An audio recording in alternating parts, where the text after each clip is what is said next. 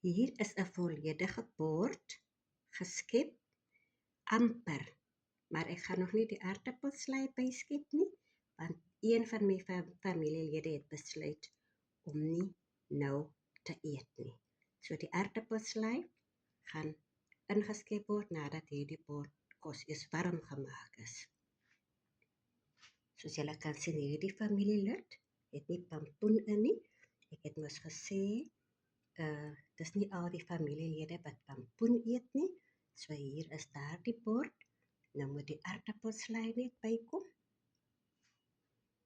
En hier is my bord waaraan ek heerlik smil, maar ek het amper vergeet om vir my kykers foto's te neem, want ek het mos beloof, ek gaan vir my kykers die eindresultaat wys.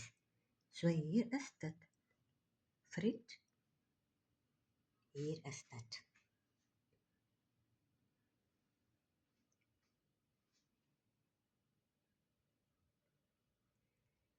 So ek dink,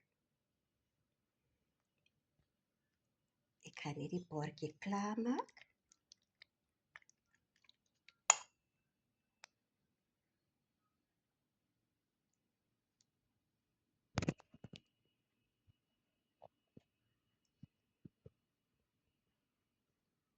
En daar is dit gereed om geëet te word.